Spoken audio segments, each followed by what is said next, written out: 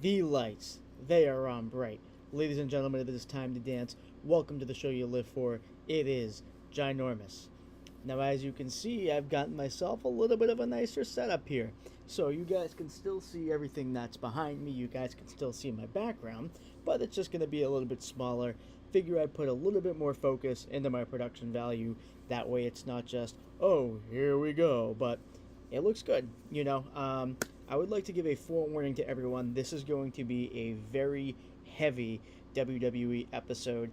Last night, a big pay-per-view or premium live event, as they like to call it now, called Night of Champions happened. A lot of noteworthy things, a lot of noteworthy matches happened. Let's talk about it. So, starting off with the first match of the night, we have Randy Orton versus Cody Rhodes, their first one-on-one matchup in 12 years, since 2013. And I gotta say, I think it was a good match. It started off slow, as you would expect from two veterans, especially two guys who know what they're doing in there, know how to work the crowd, know the pacing of what they want to do and what they want to go to. But I will say I think this is one of those matches where they hit a decent amount in their back pocket. I think they're setting up a little bit for a rematch. And this is something that, as a booker, Triple H likes to do. If he has a big program between two people that he wants to launch for the future, he'll subtly, even though this is a premium live event and for the King of the Ring tournament final, he'll put in a one-on-one matchup between the two men, kind of see how it goes, gauge the crowd, and if they like it, then they'll really go forward with it. If not, then they might go in a different direction. But if we're being honest with ourselves, Randy Orton versus Cody Rhodes was something that they are and were going to do all along in the future. And like I said, it was a good match. There wasn't anything really wrong with it. It did start off a little bit slow, but you know what? A lot of matches, and most good matches, to be honest with you, do kind of have that slow, methodical pace in the beginning and then work their way to the ultimate crescendo. And towards the end, it did really pick up. I didn't really like that Cody Rhodes kicked out of two RKOs. I think the RKO is kind of one of the few finishers nowadays that really has its value, that really has, a lot of gratitude towards it. And if you kick out of one, it should be considered a really big deal. He kicked out of two. Cody Rhodes kicked out of two. So that's not necessarily to my liking. I am a bit more old school in the fashion that, a finisher should be a finisher except for extremely special occasions.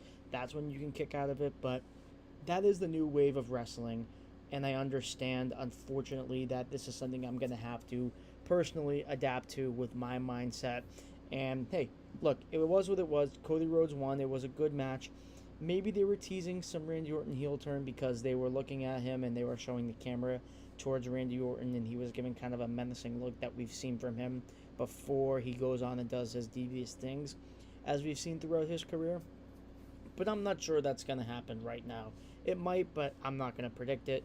Cody Rhodes is your King of the Ring for 2025, and he will be challenging John Cena at SummerSlam. Whether or not he wins, I don't know. I'm going to need some time to think about what direction they're going to go into there. But hey, we'll see where it goes, and we'll see what happens. So, Chris Chabray, welcome. Thank you for joining. Swervy Kirby, Dom, he's got the cameras rolling. Thank you for joining. Hey. Guys, thank you very much for your support as always. The more you comment, the more I will interact with all of you. So once again, thank you so much for your support. Now let's get on to the second match. So Rhea Ripley versus Raquel Rodriguez. Now this was kind of a last-minute throw-in match. I don't necessarily think it was one that they were planning to have on the card in the first place. But Dominic Mysterio versus AJ Styles for the Intercontinental Championship did get canceled at the last minute. Dominic is suffering with a rib injury right now that seems to be legitimate. Maybe he's pulling a facade, maybe he's not. But in the replacement, they had Rhea Ripley versus Raquel Rodriguez, and I gotta say, these two have a very good rivalry. They have a lot of history, and every time these two women go one-on-one, I very much enjoy it. They are physical. They don't hold anything back against one another. And it really is a cool dynamic to see Rhea Ripley, who was known as kind of the dominant woman in the women's division, having to kind of punch above her weight class a little bit, having to wrestle somebody that's bigger than her. And even though Raquel Rodriguez didn't get the win, which I really would have liked to seen here, if we're being honest, I do think Rhea Ripley could have suffered a loss and really could have afforded one, and Raquel Rodriguez would have greatly benefited from it. So I do think I would have liked to have seen a different result in the winner, but Raquel Rodriguez did look really good, and a lot of times it's not about winning and losing in wrestling, it's about if you look good in defeat. And I don't think there's any argument that Raquel Rodriguez looked good, looked strong, and looked all but the equal to Rhea Ripley last night. And I was really happy to see that, because one time they did challenge for the World Heavyweight Championship on a Women's Premium Live event before, and Raquel Rodriguez didn't exactly look like she was ready to rise up to that occasion yet. I'm really happy to see that with more time. She then got this rematch again on the Premium Live event, even though it wasn't for the championship, and she really lived up to it. You know, I'm really happy to see that. I'm happy to see that growth, and here's to hoping for great things for Raquel Rodriguez in the future, especially with Liv Morgan gone. Who knows what's going to happen with the Women's World Championships, but hey, for now I'm really happy with the direction that they went in, and we will see. So this is kind of the one that a lot of people have been talking about, that has been kind of the most controversial match, dare I say, on the entire match card. And he's on the thumbnail. He's right next to the champion, John Cena. You see him right there. Ladies and gentlemen, we are talking about Sami Zayn versus Karrion Kross. There was a very good story behind it of Karrion Kross really trying to portray Sami Zayn as this bad guy, saying, you will never be world champion, Sami, even though Sami has that unbreakable fighting spirit that he loves to portray to the people.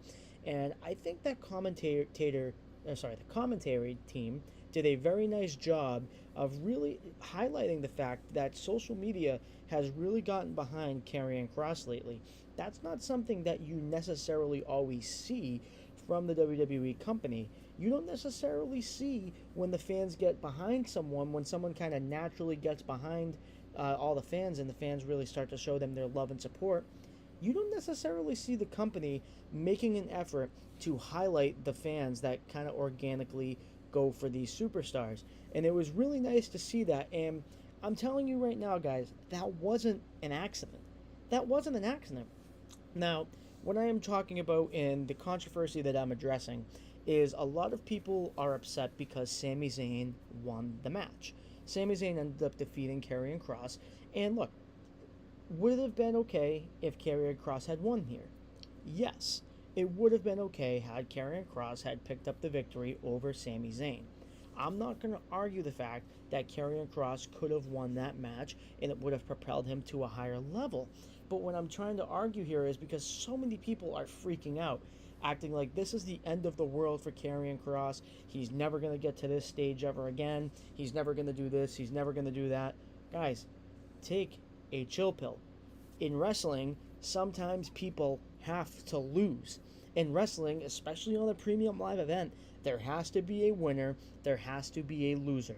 Do you guys remember last year when Braun Breaker and Sami Zayn had two premium live event matches in a row and Money in the Bank and SummerSlam? Sami Zayn won the first match. No one was complaining. No one was saying that Braun Breaker's buried. No one's saying that Braun Breaker's never going to get in this spotlight again. And as a matter of fact, that rivalry, I'm not going to say was the catalyst, but that rivalry really played a big role in Braun Breaker getting into that group with Paul Heyman, Bronson Reed, and Seth Rollins. That was a big part of Braun Breaker's character being built into the man that he is now. And guess what? In the two-match trilogy, he lost the first match. That's exactly what's happening with Karrion Kross.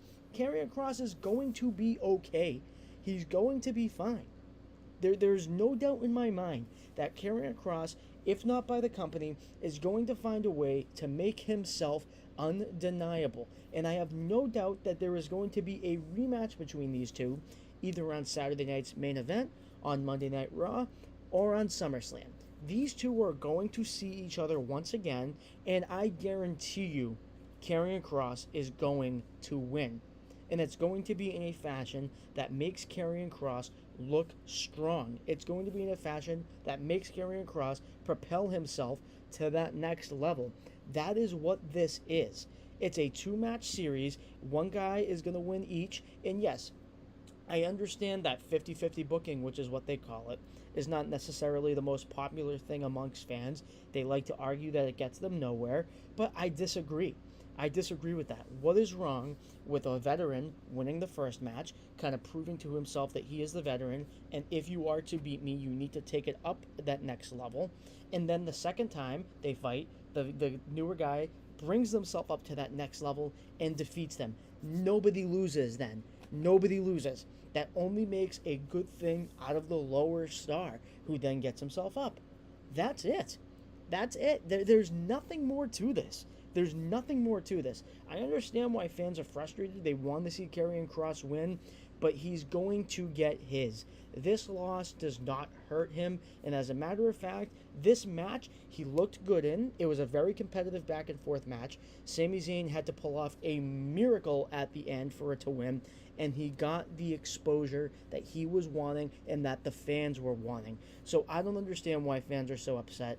I don't understand it. I'm going on a long time about this, but it's because, to be honest with you, I get very frustrated with wrestling fans and how impatient they are, how short-sighted they are, and how they're not able to see how when there is a match, there needs to be a winner and there needs to be a loser. And on that night, Karrion Kross was the loser and Sami Zayn was the winner. All I gotta say on that. Whew. Now that I've taken a breath, getting to the next match, we are going to go to one of my personal favorite rivalries that's been going on the Raw or SmackDown, just company-wide as a whole, and that is Solo Sikoa versus Jacob Fatu. Now, the match was a solid match. I mean, there wasn't a whole lot to be like, oh, wow, eye-popping. I don't think the whole point of that match was to have people remember the actual moves that go on within the content of that match. I think it was more to set up the angle of Tonga Loa and the mysterious 7-foot Samoan man. He's nauseous and out of breath. Yeah, man. Look, Dom, I know that wrestling isn't something that you watch on the normal. I know it's kind of something that I talk about a lot to you guys. But believe me when I tell you, wrestling fans are some of the most fickle people in the world. If they don't see something they like, automatically they assume that they're better than the people who are in charge of creating the content that you watch on your weekly television. It's very similar to football. When somebody makes a trade that you don't like, or just any sports in general, if they make a trade you don't like, all of a sudden people are fantasy GM. Everybody knows so much better than the team, and everyone is just the smartest person in the universe. And if they don't get what they want, that means the product sucks. And that's what they think. And it's really unfortunate because people just don't really have the ability to sit back and enjoy what they're watching. And sometimes you're just going to have segments and or matches that are not for you. I experienced that, but just because something isn't for me doesn't mean it's not for somebody else, and it doesn't mean that it's bad. If it was bad, I would tell you. This wasn't bad. But, so, got a little off topic there, but going back to Solo Sikoa versus Jacob Fatu, it was really to set up the angle for Tonga Loa coming back and for that mysterious 7-foot Samoan man who is probably going to be named on this upcoming Friday Night SmackDown. We will see what the news and the deal is with him. He looked very physically imposing, very impressive. My apologies, I do not know and I'm not familiar with that man who interfered in the match, which resulted in Jacob Fatu losing his United States Championship to Solo Sikoa. I think that this is a very deserving moment for Solo. He's given up his WrestleMania matches for several years in a row now. He's somebody who hasn't really gotten too much of the spotlight. He did main event SummerSlam last year, but then to be overshadowed by Roman Reigns returning. He gave up his WrestleMania match this past April for Jacob Fatu to then win the United States Championship. So Solo Sikoa really was due a big victory here. He's the first person to successfully pin Jacob Fatu. That's going to be a notch in his belt for the rest of his career. He is a former North American champion down in NXT, and now on the main roster on Friday Night SmackDown, he is a United States champion. I'm really happy for Solo Sikoa, and I can't wait to see kind of how this goes. I assume that there's going to be a rematch between the two at SummerSlam, but you know what? I'm okay with that, and it wouldn't shock me if Damian Priest also kind of got into the fold and made it a triple threat match, because on SmackDown one week, he did announce that he was going for the United States Championship and was going for gold. We haven't seen a lot of Damian Priest kind of in that championship picture ever since that moment happened. Maybe they kind of decided to change course and decide that he's not going to be in that title picture, but I think it's safe to assume that pretty soon we're going to see Damian Priest back on that title scene for the United States Championship, looking to become a two-time champion. So overall, pretty good match, pretty good angle, and I'm really happy for Solo. He deserves this, and he deserved that marquee victory and win. Actually 3-0 in Saudi Arabia matches too. I think that's a cool little fun fact. Maybe they'll take that and run with that in the future, but time will tell on that one. So we're going to move on to the next match, which was for the Queen of the Ring. It was Asuka, who recently returned earlier this month and has been on a really good hot streak, versus Jade Cargill, somebody who, in my opinion, has always been very physically imposing, has had the entrance of a superstar, but I wouldn't say up until recently. I'd say the last couple of months, she's really stepped up and changed her game, and I'm really happy for her because she's obviously somebody who is very superstar-like. When she walks out into the arena, she looks like $1,000,000, and she was always able to hold her own in the ring and always able to put up a good match. But like I said, over the past couple of months, I think she has really stepped up her game. She's looked a lot better, and I think now she's kind of won me over big time as a fan. Like, now when I watch Jade Cargill, I'm ready to see her compete for that world championship. I'm ready to see her in that bigger spotlight, because she was kind of coincided hip to hip with Bianca Belair for a while. I think that was really good for her to get her bearings about her and not just rush this person who clearly is going to be a megastar for years to come into that mega stardom. They're letting her get her feet wet, and they're letting her get all the seasoning that she needs before she gets the spotlight that she is going to be getting during SummerSlam this year.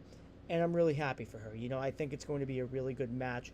Some people, once again, were complaining that Asuka lost so soon, but she just came back. You know, she was looking really good on Raw. She looked really good in this match. It was a competitive back and forth affair, and I'm really happy to see that Asuka is getting the spotlight, being in the World Championship and or Queen of the Ring picture again. I think that she's going to be back with a vengeance. I think that she's going to challenge Io Sky for the World Championship at some point, if not at SummerSlam, and I think she'll win. You know, I think that Asuka has looked really good. She's kind of looked like that Asuka that came around in the mid-2010s during the NXT era with that big 900-day undefeated streak that everyone knows and loves and remembers her for. And I've really seen a lot of traces of that from her recently, and I think it's only a matter of time before she gets her moment in the sun as well. So this was a good match. Jade Cargill got the victory that she deserved. Asuka got the spotlight that she has earned back and deserves, because she is a tremendous competitor. And it was a good match overall. I'm happy for it, and it was a good moment. Congratulations to Jade Cargill, the third ever Queen of the Ring. Now we're going to go to our main event. We're going to go to the rivalry that is known amongst all of the WWE fans. Even if you've kind of gone out for a while, everybody knows the rivalry of John Cena versus CM Punk. One of the greatest rivalries in the history of the company. One of the more controversial ones, and really, back in the day in 2011, a rivalry that brought a lot of people back into the fold of wrestling, and they got their final blow off here. And it was a good match. You know what I mean? John Cena, obviously, at this point of his career, he's 48 years old. you're not going to get a lot out of him in terms of going back and forth really quickly and pacing. But if we're being honest, I think that CM Punk got, I guess, what am I trying to say?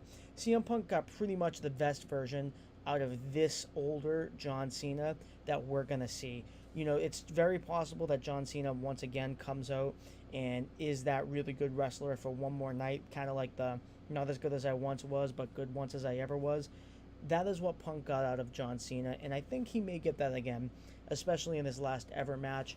But CM Punk got that out of him, and it kind of is fitting that the build to that matchup was sort of the yin and yang. You know, one can't exist without the other, and it's really cool how they kind of told that story, and it's true given all of their history. They played off of it all so well, and you really saw that go forth in the match because in previous weeks, in previous matches, John Cena was very methodical.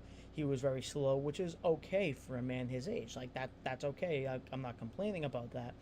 But what we saw out of CM Punk and John Cena was John Cena came out. He brought his A game.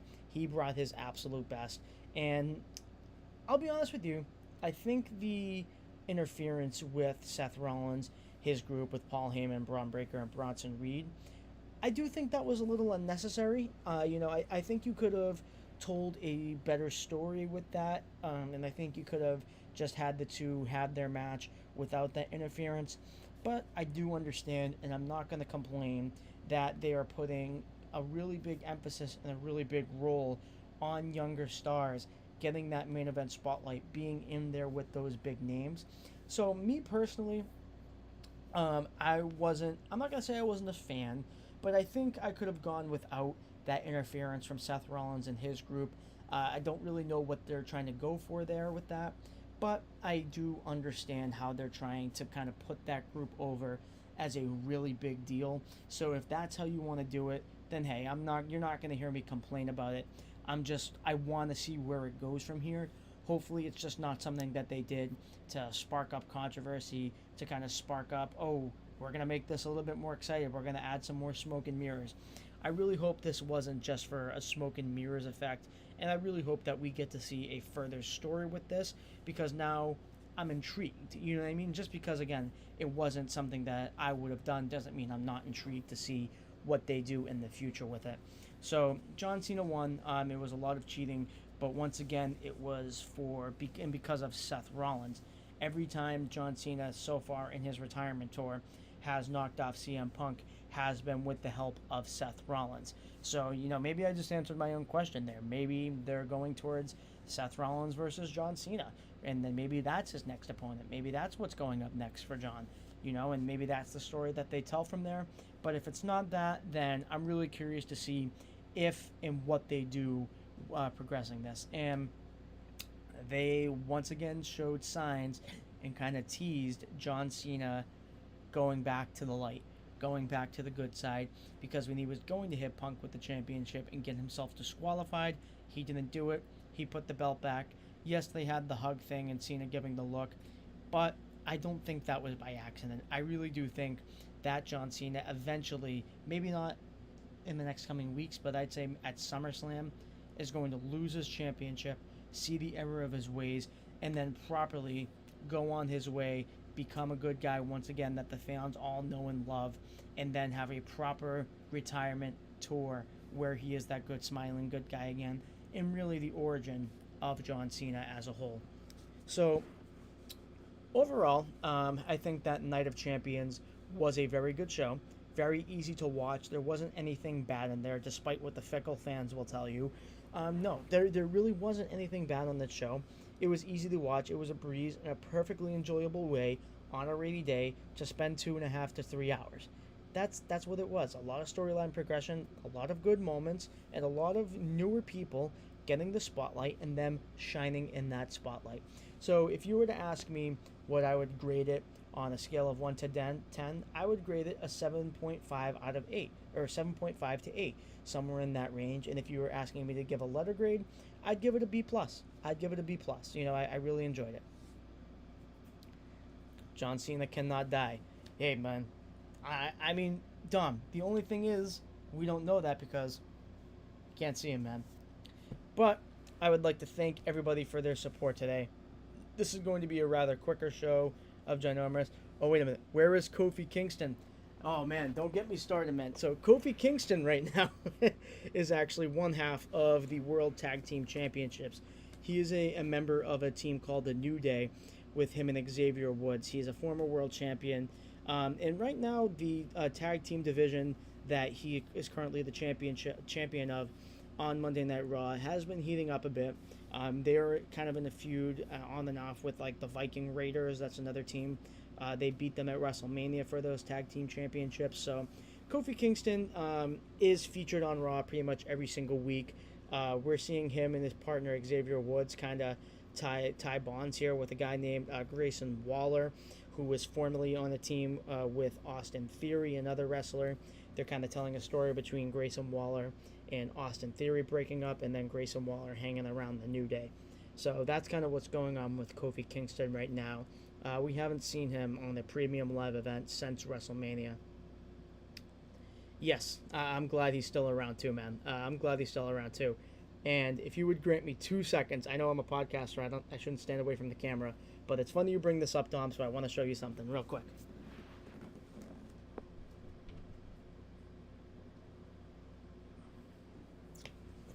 When I was 10, 11, 12, I went to my first ever wrestling show. Kofi Kingston was there, and look what he threw into the crowd. So this is Kofi Kingston's wristband that he won during a match, and my dad caught his wristband and gave it to me. So this right here will always kind of be a reason why I love Kofi Kingston.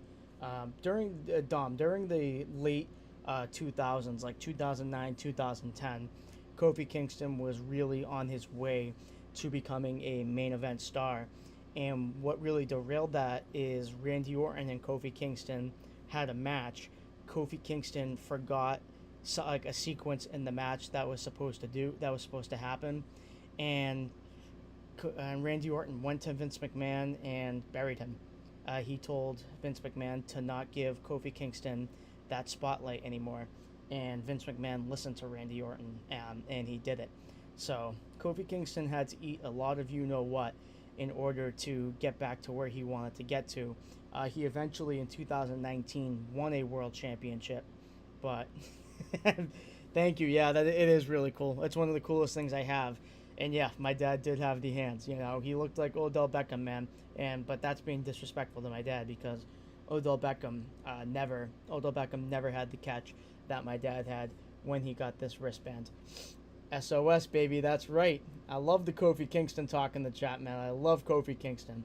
But yeah, so Vince McMahon, because of Randy Orton, got Kofi Kingston's main event run buried. And unfortunately, he was kind of forever in that like middling role for the better part of, I'd say, half a decade before he finally became relevant as a world champion and main event level again. So we all love Randy Orton, but that's always going to be a little bit of a stain on his legacy for backstage politicking his way into making Kofi Kingston kind of lower than where he should have been. Because let me tell you something, when he had that run, when he was in his prime, when he was going strong and elevating himself to that level, he was something else, man. He was something else. And I encourage anybody who's a fan of Kofi Kingston to kind of look at his earlier work because it was some next level stuff. It really was. But I would like to thank everyone for their support again. This is a good show. I'm really happy to see that all of you are here participating in the chat. I'm happy that I got that Karrion Kross rant off my chest because I really felt as though I had to. I can't deal with wrestling fans eating salami off of their fat chests every day. I can't do it. I'm sorry. It just makes me so mad. But I would like to thank everyone for their love, for their support. I want everyone to have a good rest of your night. And this has been Ginormous, guys. Thank you very much.